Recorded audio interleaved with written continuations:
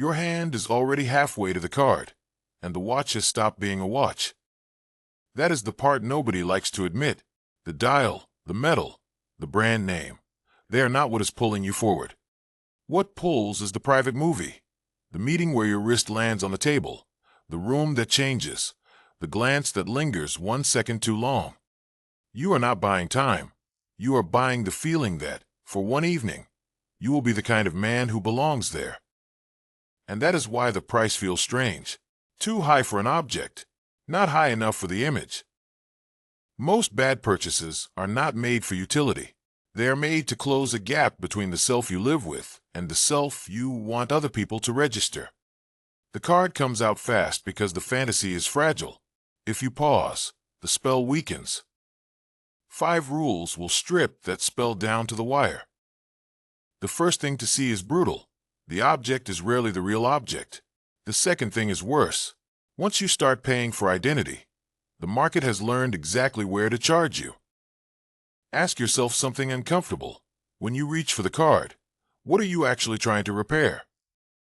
Rule 1. The mirror price. You are still at the table after the dinner has gone cold, and the watch is already in front of you. Not in a display case, not under bright boutique lights.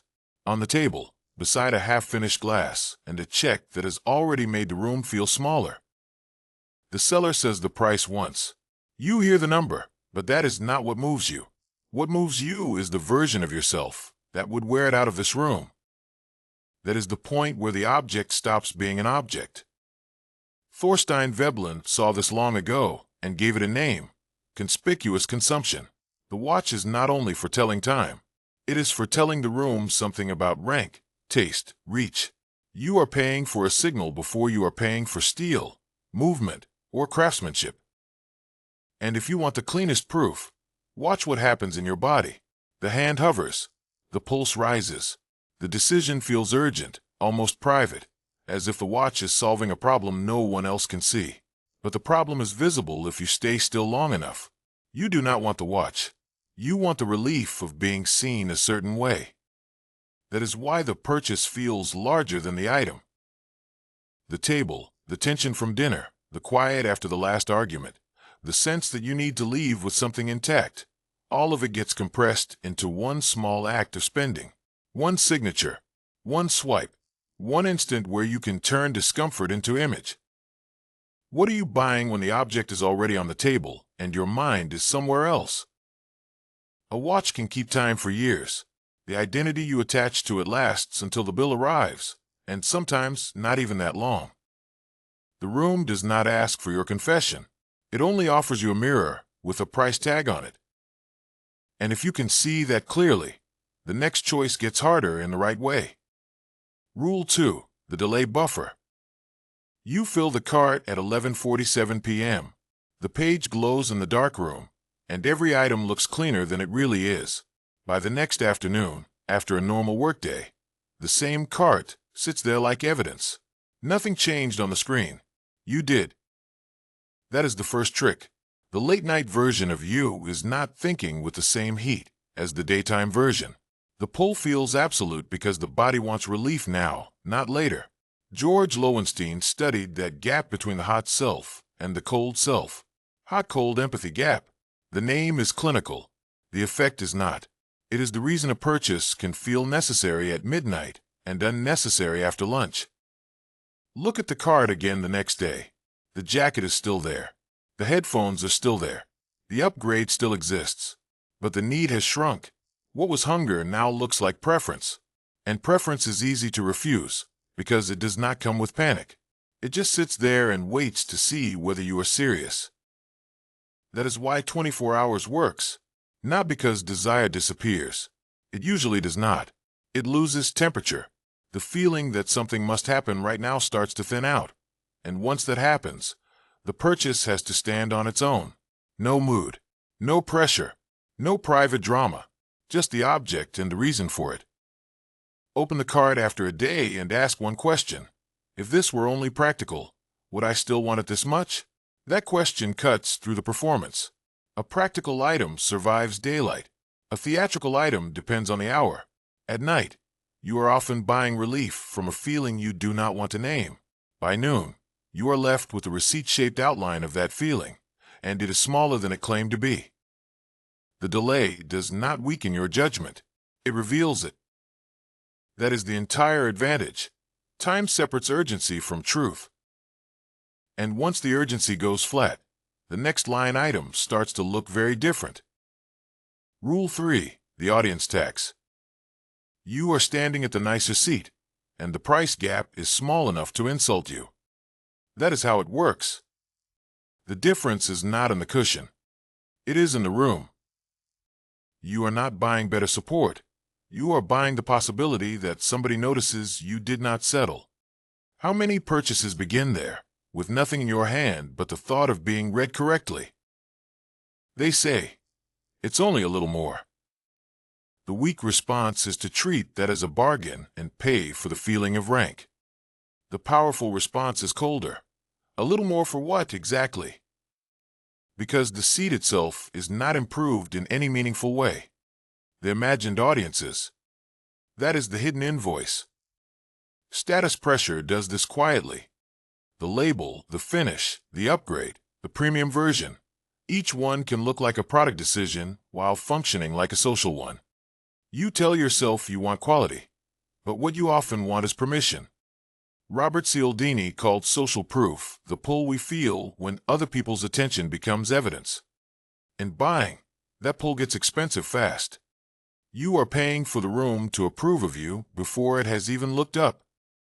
And the room may not even exist. That is the cruel part.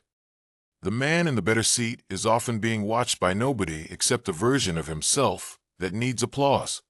He will spend extra to avoid feeling ordinary for one evening, then call it preference. But preference does not need an audience. Performance does. The bill is never just a bill. It is the cost of keeping up an image inside your own head. One seat. One story. One tax on your identity. Pause here. You know this one. Do not move too fast. Rule 4. The self-image debt. Watch what happens when the business owner walks back to his car and catches his reflection in the glass. The old car looks tired to him now. Not because it stopped working, because it stopped saying what he wants to hear. So he starts justifying the upgrade the same way every time. Standards, not strain. He says the word like it settles the argument. It does not. The invoice is not the real cost. The real cost is that each upgrade trains him to treat discomfort as something you can cover with a better surface. Cash is thin, but the cabin feels right. The payment bites, but the badge looks clean. For 1 hour, maybe 1 week, he gets to inhabit the version of himself that does not feel behind. Then the feeling returns, smaller, sharper, and now it knows the route. That is the debt. Not money first, conditioning first. You see it in the next decision. The car is parked outside a meeting, and he steps out with his shoulders a little higher. He opens the door, and the room reads him before he speaks. He feels that lift, and his brain files it under proof. Proof that the upgrade was justified.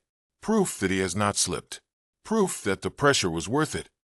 What it really proved is that relief is addictive when it arrives wrapped in display. What do you call a habit that teaches your nervous system to confuse spending with self-respect? Walter Mischel's marshmallow experiments showed something simple and brutal. The ability to wait changes outcomes. Later findings on delay of gratification kept circling the same truth. Not because waiting is noble, because waiting keeps the impulse from becoming a personality. The child who can tolerate the pause is not just refusing a sweet.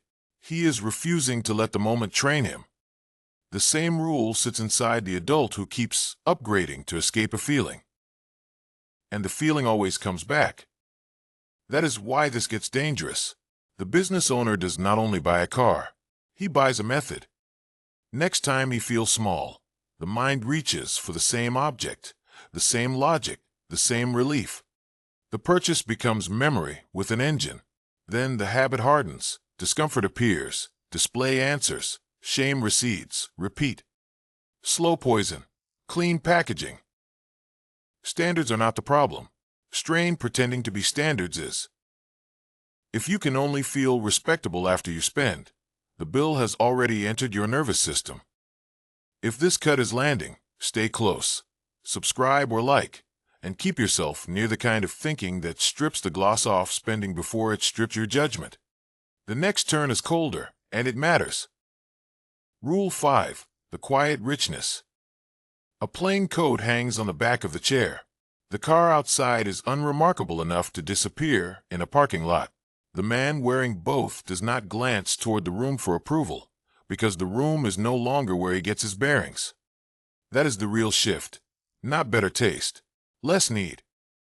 Watch what happens when the need for display drops out of the purchase. The object stops carrying your identity for the night. It becomes what it was supposed to be in the first place: a coat, a car, a tool, a choice. You do not need the label to speak for you, because you already know what you are trying to build. What does that do to the price you are willing to pay? Brett Arends has written about how wealthy households often avoid looking wealthy. That detail matters because it exposes the mechanism underneath the glossy one. The goal is not to prove anything. The goal is to stay untroubled by the audience in your own head. Once that audience loses authority, the expensive version stops feeling inevitable. It has to earn its place. A man like that can walk through a room in a coat with no visible signal on it and feel no loss. He can park a dull sedan beside the valet stand and not feel smaller. The old reflex still arrives, the small tug that says a better object would make the moment cleaner, sharper, more complete, but it meets resistance now. He has learned to let the urge sit long enough to reveal itself. Is this useful, or is it costume? That is what the 24-hour rule protects. Not cash. Judgment. It gives you distance from the moment that tries to recruit your identity. And distance is brutal to fantasy. The thing that felt necessary at noon often looks decorative by morning. And once it looks decorative, the price starts asking a different question. Why are you paying for a feeling you can't keep? Coldness helps here. So does patience. The person who can wait is not starving himself. He is refusing to let every desire vote on who he is. He keeps the decision in his own hands until the heat falls out of it. Then the purchase must stand on function, not theater. That is the quiet advantage. No performance tax. No borrowed self-respect. Just a clean test. If it still matters when the mood has gone flat, it probably mattered for the right reason. A purchase that survives tomorrow deserves a hearing. That is the cleanest form of wealth discipline, not denial, but distance. You stop letting a room vote on your identity, and you stop paying extra for the privilege of feeling seen. That costs something. It costs the thrill of immediate relief, the little rush of self-editing in public, the cheap comfort of letting an object say what you want to say for you. And now the boutique counter comes back into focus. The card is still in your hand. The watch is still under the light. But the spell is weaker because the question has changed. Are you buying function, or are you renting a persona for the evening? That is the deeper subject. Not the watch. Not the price tag. The habit of teaching yourself that discomfort must be answered with display.